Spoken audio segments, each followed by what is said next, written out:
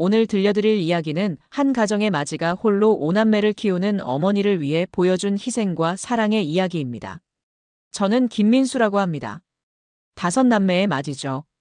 저 밑으로 여동생 하나, 남동생 셋이 있어요. 아버지는 제가 고등학교 2학년 때 교통사고로 돌아가셨습니다. 그때부터 어머니 혼자서 저희 5남매를 키우셨어요. 오늘 이 자리에서 그 이야기를 해보려 합니다. 어머니가 얼마나 힘들었는지, 그리고 제가 왜 지금까지 결혼도 하지 않고 집에 돈을 보내고 있는지 말이에요. 아버지가 돌아가셨을 때 저는 18살이었고, 둘째 민지는 16살, 셋째 민호는 14살, 넷째 민규는 12살, 막내 민석이는 겨우 9살이었습니다. 아버지는 작은 공장에서 일하셨는데, 퇴근길에 음주운전 차량에 치여 그 자리에서 돌아가셨어요. 가해자는 보험도 제대로 들지 않은 상태였고, 배상 능력도 없었습니다. 결국 우리 가족이 받을 수 있는 건 정말 미미한 금액뿐이었어요. 아버지 장례를 치르고 나니 집안 형편이 정말 막막했습니다. 어머니는 그동안 집에서만 계시면서 저희들 뒷바라지만 하셨거든요. 갑자기 혼자서 5아이를 먹여 살려야 하는 상황이 된 거죠. 당시 저희가 살던 집은 전세였는데 전세금도 얼마 남지 않았고 생활비는 더욱 빠듯했습니다. 어머니는 아버지 장례 다음 날부터 바로 일자리를 알아보기 시작하셨어요. 하지만 40대 중반의 나이에 그것도 별다른 기술이나 경력이 없는 상황에서 찾을 수 있는 일은 정말 제한적이었습니다. 결국 어머니는 새벽에 하는 청소 일을 구하셨어요. 새벽 4시에 일어나서 오피스텔 청소를 하고 오전에는 식당에서 설거지를 하고 오후에는 마트에서 파트타임으로 일하셨습니다. 저는 그런 어머니를 보면서 정말 마음이 아팠어요. 하루에 서너 시간밖에 못 주무시는 어머니를 보면서 제가 뭔가 해야겠다는 생각이 들었습니다. 그래서 고등학교를 졸업하자마자 대학 진학을 포기하고 취업을 했어요. 당시에는 고졸로 갈 수 있는 곳이 많지 않았지만 다행히 작은 공장에서 일할 수 있게 되었습니다. 처음 받은 월급은 120만 원이었어요. 그 돈에서 제 용돈 20만 원만 빼고 나머지 100만 원은 모두 집에 드렸습니다. 어머니는 처음에 받지 않으려고 하셨어요. 내가 번 돈인데 어떻게 다 가져가느냐고, 내 미래를 위해 저축해야 하지 않느냐고 하시면서요. 하지만 저는 고집을 부렸습니다. 지금 우리 가족에게 가장 필요한 건 당장의 생활비라고, 제 미래는 나중에 생각해도 된다고 말씀드렸어요. 그렇게 시작된 제 직장 생활은 정말 힘들었습니다. 하루 10시간씩 서서 일해야 했고 야근도 자주 있었어요. 집에 돌아오면 온몸이 쑤시고 아팠지만 동생들이 형 왔다고 반겨주는 모습을 보면 피로가 싹 가시곤 했습니다. 특히 막내 민석이가 제 품에 안겨서 형 고생했어라고 말할 때면 이 모든 게 다 보람있다는 생각이 들었어요. 하지만 시간이 지나면서 문제가 생기기 시작했습니다. 먼저 둘째 민지가 고등학교에 진학하면서 교육비가 늘어났어요. 교복, 교재비, 학용품 등등 생각보다 많은 돈이 들어갔습니다. 그리고 셋째 민호도 중학교에 올라가면서 마찬가지였고요. 제 월급 100만 원과 어머니가 버시는 돈을 합쳐도 빠듯한 상황이 계속되었습니다. 그때 저는 결심했어요. 더 많은 돈을 벌어야겠다고. 그래서 주말에는 배달 아르바이트를 시작했습니다. 토요일과 일요일 하루 종일 오토바이를 타고 음식 배달을 했어요. 주말 이틀 동안 배달 아르바이트로 벌 수 있는 돈이 한 달에 대략 80만 원 정도였습니다. 그러면 제가 집에 드릴 수 있는 돈이 180만 원이 되는 거죠. 어머니는 제가 그렇게 무리하는 걸 보시고 많이 걱정하셨어요. 평일에는 공장에서 일하고 주말에는 배달 일을 하니까 쉬는 날이 거의 없었거든요. 민수야, 너무 무리하지 마라. 엄마가 더 일하면 되니까라고 하시면서 눈물을 글썽이셨어요. 하지만 저는 괜찮다고, 제가 젊으니까 할 수 있다고 말씀드렸습니다. 그런데 정말 힘든 일이 생겼어요. 셋째 민호가 축구를 하다가 다리를 크게 다친 거예요. 십자인대가 파열되어서 수술을 해야 하는 상황이었습니다. 의사 선생님은 빨리 수술하지 않으면 평생 절뚝거릴 수도 있다고 하셨어요. 수술비와 재활치료비를 합치면 대략 500만 원 정도가 필요했습니다. 저희 가족에게는 정말 큰 돈이었어요. 그동안 모아둔 돈이 있긴 했지만 그건 나중에 전세 계약 갱신할 때를 대비해서 모은 거였거든요. 하지만 민호의 다리가 더 중요했습니다. 저는 망설이지 않고 그 돈을 수술비로 썼어요. 민호 수술이 끝나고 나서 어머니가 저를 불러서 이야기를 하셨어요. 민수야, 정말 미안하다. 엄마가 무능해서 너한테 이런 짐을 지게 해서. 내가 이 나이에 이렇게 고생하는 게 다 엄마 탓이야. 어머니는 그렇게 말씀하시면서 펑펑 우셨어요. 저는 어머니를 꼭 안아드리면서 말했어요. 어머니, 그런 말씀하지 마세요. 저는 이 가족의 맞이에요. 가족을 돌보는 게 당연한 거예요. 그리고 저는 행복해요. 우리 가족이 건강하게 함께 있는 것만으로도요. 그 일이 있고 나서 저는 더 열심히 일했습니다. 공장에서 야근을 자청했고 주말 배달 일도 더 오래 했어요. 몸은 힘들었지만 마음은 충만했습니다. 우리 가족을 위해 뭔가 할 수 있다는 게 너무 뿌듯했거든요. 시간이 흘러서 둘째 민지가 고등학교를 졸업할 시기가 되었어요. 민지는 공부를 정말 잘했어요. 성적이 우수해서 대학 진학이 충분히 가능했습니다. 하지만 민지는 대학을 가지 않겠다고 했어요. 집안 형편 때문에 형만 고생시킬 수 없다면서요. 대신 취업을 해서 가게의 보탬이 되고 싶다고 했습니다. 저는 그 말을 듣고 정말 화가 났어요. 민지한테 소리를 질렀어요. 야, 김민지. 너 뭔 소리 하는 거야? 공부 잘하는 내가 대학 안 가고 뭐 하겠다는 거야? 오빠가 이렇게 일하는 이유가 뭔지 알아? 너희들이 하고 싶은 일 다 할 수 있게 하려는 거야. 민지는 울면서 대답했어요. 오빠 미안해. 하지만 나도 이 가족의 일원이야. 오빠만 희생할 수는 없어. 그날 밤 저는 정말 많은 생각을 했어요. 과연 제가 올바른 선택을 하고 있는 건지, 동생들에게 부담을 주고 있는 건 아닌지 고민했습니다. 하지만 결론은 똑같았어요. 저는 맞이로서 해야 할 일을 하고 있는 거고, 동생들은 각자의 꿈을 추구해야 한다는 것이었죠. 다음 날 저는 민지를 따로 불러서 이야기했어요.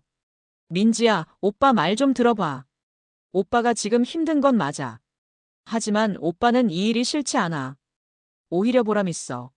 너희들이 잘 되는 걸 보는 게 오빠한테는 가장 큰 기쁨이야. 그러니까 내가 죄책감 가질 필요 없어. 대신 대학 가서 열심히 공부해. 그게 오빠가 바라는 거야. 민지는 결국 대학에 진학했어요. 다행히 성적이 좋아서 장학금도 받을 수 있었습니다. 하지만 여전히 생활비, 교재비 등이 필요했어요. 저는 더 열심히 일해서 민지의 대학 생활을 지원했습니다. 그런데 이번에는 셋째 민호에게 문제가 생겼어요. 민호는 어릴 때부터 그림을 정말 잘 그렸어요. 미술에 재능이 있다는 걸 선생님들도 인정하셨고요. 고등학교에 올라가면서 미술을 전공하고 싶다고 했어요. 하지만 미술을 전공하려면 학원도 다녀야 하고 재료비도 많이 들어요. 한 달에 최소 50만 원은 필요한 상황이었습니다. 어머니는 민호한테 미안하다고 하시면서 형편이 어려우니 일반 학과로 진학하는 게 어떻겠냐고 하셨어요. 하지만 민호는 정말 미술을 하고 싶어 했어요. 저는 그런 민호를 보면서 마음이 아팠습니다. 꿈을 포기하게 할 수는 없었어요. 그래서 저는 또 다른 부업을 시작했습니다. 평일 저녁에는 편의점에서 야간 아르바이트를 했어요. 공장 일이 끝나고 저녁 7시부터 밤 11시까지 편의점에서 일했습니다. 주말에는 여전히 배달 일을 했고요. 그러면 한 달에 추가로 100만 원 정도를 더 벌 수 있었어요. 친구들은 저한테 미쳤다고 했어요. 민수야, 너 언제까지 그렇게 살 거야? 너도 내 인생이 있잖아. 결혼도 해야 하고 내 미래도 생각해야 하고. 하지만 저는 지금이 행복하다고 대답했어요. 가족들이 각자의 꿈을 향해 열심히 살아가는 모습을 보는 게 제게는 최고의 행복이었거든요. 넷째 민규는 축구를 정말 잘했어요. 초등학교 때부터 축구부에서 활동했고 중학교에 올라가서도 축구부 주장을 맡을 정도였습니다. 코치님도 민규의 실력을 인정해 주셨고 축구로 특기생 진학이 가능하다고 하셨어요. 하지만 축구부 활동을 하려면 장비도 사야 하고 전지훈련비도 내야 하고 각종 대회 참가비도 필요했습니다. 저는 망설이지 않고 민규의 축구를 지원했어요. 좋은 축구화도 사주고 전지훈련비도 보내주고 필요한 건 다 해줬습니다. 민규가 경기에서 골을 넣거나 좋은 활약을 할 때면 제가 더 기뻤어요. 직접 경기를 보러 가지는 못했지만 민규가 집에 와서 경기 이야기를 해줄 때면 정말 뿌듯했습니다. 막내 민석이는 공부를 정말 잘했어요. 항상 반에서 1등을 할 정도로 똑똑했습니다. 민석이는 의사가 되고 싶다고 했어요. 아픈 사람들을 치료해주고 싶다면서요. 저는 민석이의 꿈을 듣고 정말 자랑스러웠어요. 동시에 부담도 느꼈죠. 의대에 가려면 정말 많은 돈이 필요하거든요. 하지만 저는 포기하지 않았어요. 민석이가 의사가 되고 싶다면 제가 뭐든 해서라도 도와주겠다고 다짐했습니다. 그래서 더 열심히 일했어요. 새벽 배달 아르바이트도 추가로 시작했습니다. 새벽 4시부터 7시까지 우유 배달을 하고 그 다음에 공장에 출근하고 저녁에는 편의점에서 일하고 주말에는 음식 배달을 했어요. 친구들은 제가 미쳤다고 했어요. 하루에 3, 4시간밖에 못 자는 생활을 어떻게 버티냐고, 몸이 버틸 수 있겠냐고 걱정했습니다. 실제로 몸이 많이 힘들었어요. 가끔 일하다가 쓰러질 뻔한 적도 있었고 감기에 걸려도 쉴 수가 없어서 약만 먹고 버텼어요. 그런데 어느 날 큰일이 생겼어요. 과로로 쓰러져서 병원에 실려간 거예요. 의사 선생님은 극도의 피로 누적으로 인한 실신이라고 하시면서 이런 식으로 계속 생활하면 큰 병이 생길 수도 있다고 경고하셨어요. 며칠간 입원해서 치료를 받아야 한다고 하셨습니다. 어머니와 동생들이 병원으로 달려왔어요. 어머니는 제 곁에서 펑펑 우시면서 말씀하셨어요. 민수야, 미안하다. 정말 미안해. 엄마가 무능해서 너를 이렇게 만들었어. 이제 그만해. 제발 그만하자. 동생들도 모두 울고 있었어요. 민지는 오빠, 이제 내가 일할게. 오빠는 쉬어라고 했고 민호는 형, 나 미술 그만할게. 형이 아프면 안 되라고 했어요. 저는 그런 가족들을 보면서 마음이 너무 아팠어요. 제가 가족들을 도우려고 한 일이 오히려 가족들에게 상처를 준 것 같았거든요. 하지만 동시에 더 확신이 들었어요. 제가 하고 있는 일이 옳다는 확신이요. 민지야, 너는 대학 생활 열심히 해. 민호야, 너는 미술 계속해. 민규야, 너는 축구 열심히 해. 민서가, 너는 의사 되는 꿈 포기하지 마. 형이 다 책임질게. 가족들은 제 말을 듣고 더 울었어요. 하지만 저는 진심이었어요. 이 가족을 위해서라면 뭐든 할 수 있었거든요. 병원에서 퇴원한 후에 저는 조금 더 현명하게 일하기로 했어요. 몸이 버틸 수 있는 선에서 최대한 효율적으로 돈을 벌어야겠다고 생각했거든요. 그래서 새벽 배달은 그만두고 대신 주말 배달 시간을 늘렸어요. 그리고 편의점 야간 아르바이트도 주 3회로 줄였습니다. 그렇게 몇 년이 흘렀어요. 둘째 민지는 대학을 졸업하고 좋은 회사에 취업했습니다. 민지가 첫 월급을 받던 날 집에 와서 저한테 봉투를 내밀었어요. 오빠, 이제 내가 오빠를 도울 차례야. 그동안 정말 고마웠어. 저는 그 봉투를 받으면서 정말 뿌듯했어요. 제가 키운 동생이 이제 사회인이 되어서 가족을 도우려고 하는 모습이요. 셋째 민호는 미술 특기생으로 대학에 진학했어요. 실력이 뛰어나서 장학금도 받을 수 있었습니다. 민호는 대학에 다니면서도 아르바이트를 해서 용돈을 벌었어요. 그리고 남은 돈은 집에 보내왔습니다. 형, 나도 이제 이 가족의 보탬이 되고 싶어라고 하면서요. 넷째 민규는 축구 특기생으로 고등학교에 진학했고 실력이 인정받아서 프로팀 유스에 들어갈 기회도 생겼어요. 민규는 프로축구 선수가 되어서 가족들을 행복하게 해주겠다고 했습니다. 저는 민규의 그런 모습이 너무 자랑스러웠어요. 막내 민석이는 여전히 공부를 열심히 하고 있어요. 의대 진학을 목표로 정말 열심히 공부하고 있습니다. 성적도 전교 1등을 유지하고 있고 의대 진학이 충분히 가능한 수준이에요. 민석이는 저한테 이렇게 말했어요. 형, 나 꼭 의사 될게. 그래서 형이 아플 때 내가 치료해 줄게. 어머니는 이제 그렇게 힘든 일을 하지 않으셔도 돼요.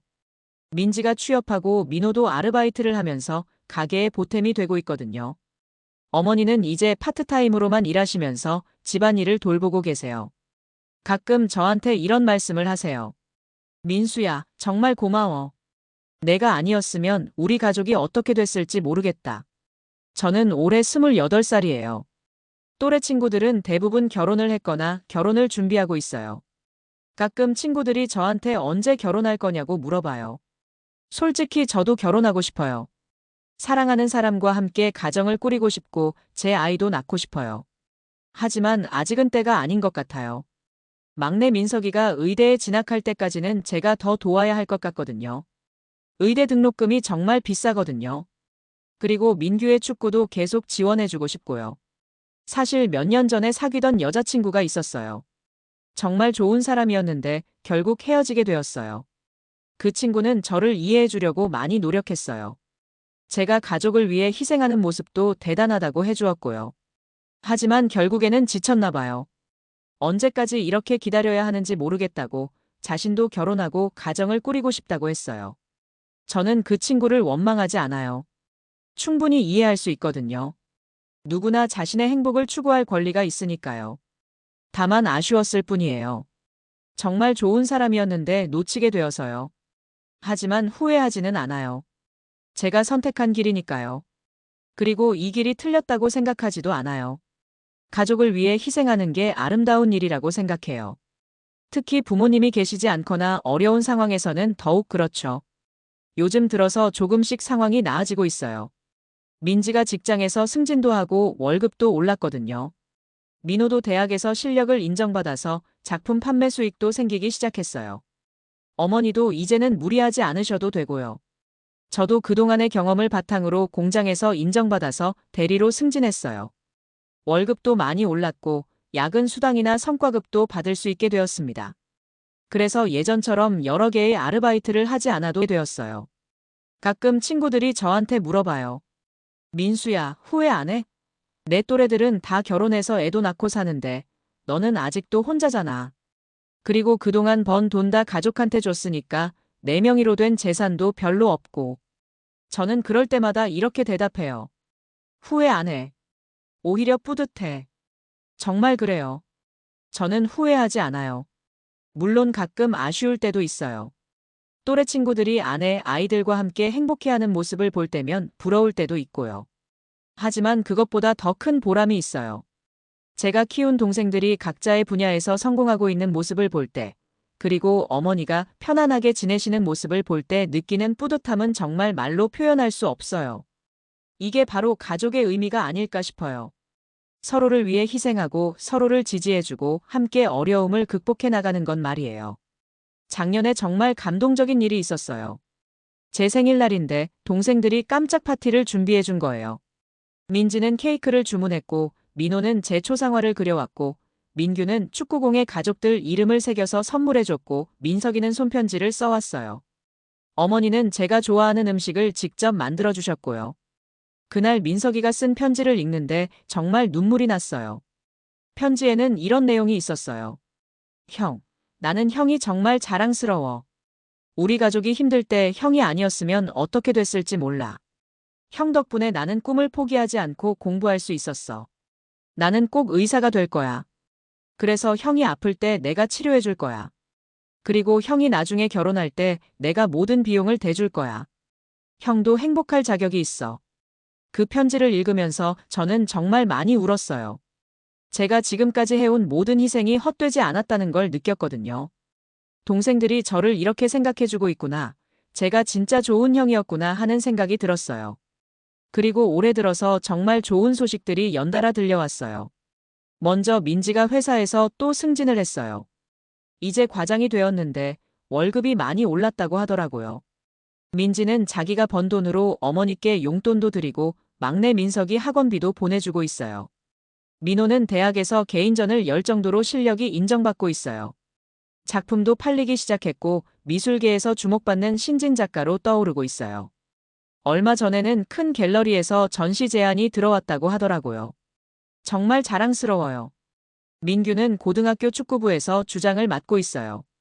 실력이 뛰어나서 여러 프로팀에서 관심을 보이고 있고 이미 몇 군데에서 스카우트 제의가 들어왔어요.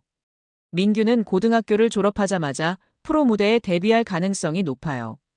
막내 민석이는 여전히 전교 1등을 유지하고 있어요. 담임 선생님도 이 정도 성적이면 서울대 의대 진학이 충분히 가능하다고 하셨어요. 민석이는 정말 성실하고 착해요. 공부도 열심히 하면서 집안일도 도와주고 어머니 심부름도 잘해요. 어머니는 요즘 정말 편안해 보이세요.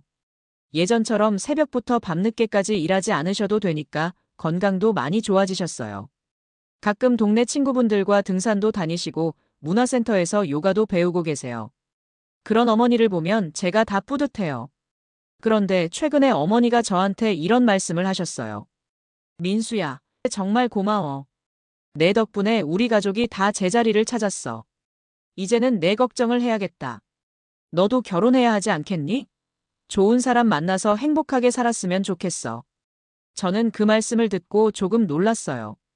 지금까지는 가족을 돌보는 것만 생각했는데 이제는 제 개인적인 행복도 생각해 볼 때가 된 것 같아요.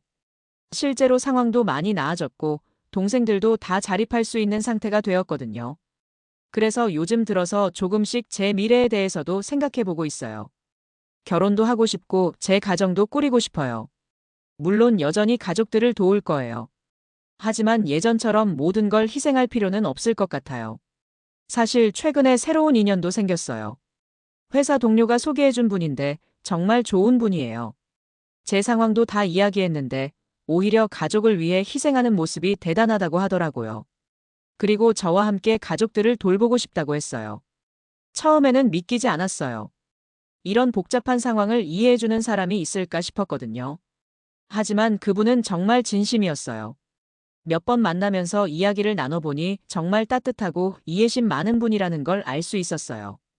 그분은 자신도 어려운 환경에서 자랐다고 하더라고요. 부모님이 일찍 돌아가셔서 할머니 손에서 자랐는데 그 할머니를 모시면서 살고 있다고 해요. 그래서 제 상황을 더 잘 이해해주는 것 같아요. 어머니와 동생들에게 그분 이야기를 했더니 모두 만나보고 싶다고 하더라고요. 특히 어머니는 정말 기뻐하시면서 빨리 만나보자고 하셨어요. 아마 다음 주말에 저희 집에 초대할 예정이에요. 생각해보니 제가 이렇게 개인적인 행복을 생각할 수 있게 된 것도 가족들 덕분인 것 같아요. 동생들이 다 제자리를 찾아가고 있고 어머니도 편안해지셨으니까 이제는 제 걱정을 덜 수 있게 된 거죠.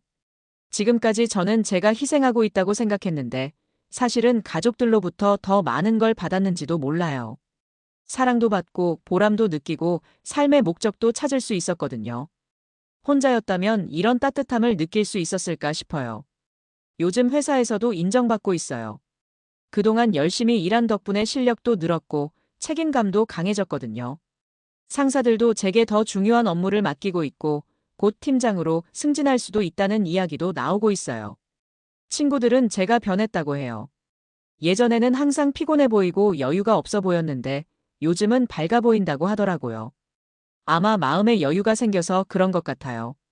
가족들이 안정을 찾아가니까 저도 편안해진 거죠. 그리고 이제는 가끔 취미 생활도 할 수 있게 되었어요.